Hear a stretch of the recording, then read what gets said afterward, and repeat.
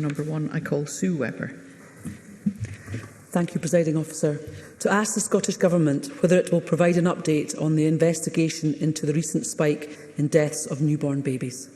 Minister Marie Todd. Firstly, I want to offer my condolences to all families affected.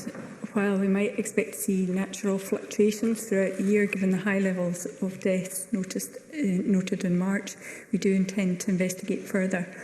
All NHS boards use the perinatal mortality review tool to support high-quality, standardised review of each neonatal death. In addition, some may be subject to a more in-depth review as part of the maternity and neonatal perinatal adverse event review process for Scotland. In addition to those local reviews of each case, Scottish Government, jointly with Healthcare Improvement Scotland, the Scottish Perinatal Network and Public Health Scotland, will undertake further investigations into the potential causes of the increased neonatal deaths to understand and address any possible contributing factors so that we can continue to improve the care of the smallest and sickest babies in Scotland. Sue Webber. Thank you for your answer, Minister, and I too wish to pass on my condolences to all of those families affected. Although there is so little known about these deaths at the moment, it is important that health visits are running as normal, even despite the huge pressures facing our NHS. Do we have the right resources in place at the moment to deliver the 3 home visits as outlined in the Health Visitors Home Visiting Pathway? And can the Minister explain what mitigations are being put in place while we investigate the causal factors behind these tragic baby deaths? Minister. So certainly throughout the pandemic, despite the moving around of staff that occurred at all times during the pandemic, maternity and neonatal care and family care was prioritised. So people in roles like midwifery and in roles like health visitor weren't moved to the same extent as some other roles in hospitals, because we knew just how important the work that they do is. There are undoubtedly, the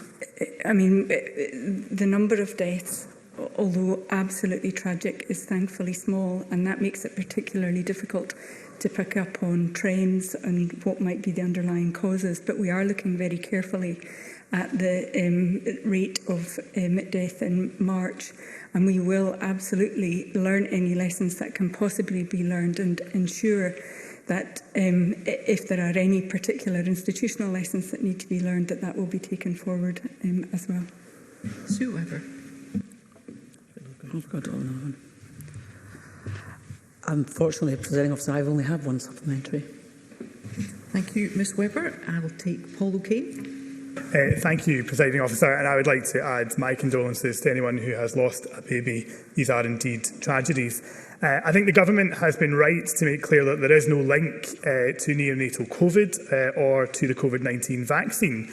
But Dr Sarah Stock, who co-led the COVID-19 in Pregnancy Scotland study, has said that further research is required to understand the effects of COVID-19 in pregnancy, because COVID-19 can cause pregnancy complications, such as early birth. She's also said that the wider impacts of COVID-19 on NHS workforce and services needs looked at. So can the Minister confirm that the inquiry will look at these issues? And can she say when she anticipates updating Parliament further on these issues? Minister.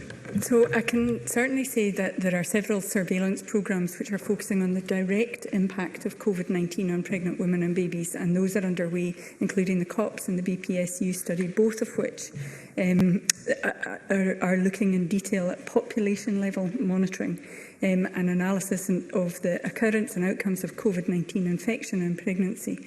Of course, worldwide, the vaccine has been used in millions of pregnant women.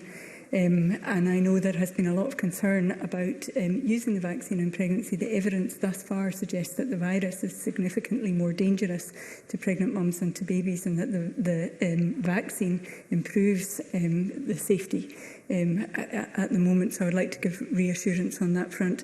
Undoubtedly, this is an evolving situation, and it's really important that we think about all the factors that might have contributed to the current rise in neonatal deaths, and that does include the pressures on workforce. You know, that particular peak occurred at a time when workforce were under the most immense stress that they've experienced throughout the pandemic. So we'll be looking at those issues as well. And it is important that we learn lessons and make changes going forward as far as we can to ensure that we are absolutely taking care of any preventable factors which might have contributed to these neonatal deaths.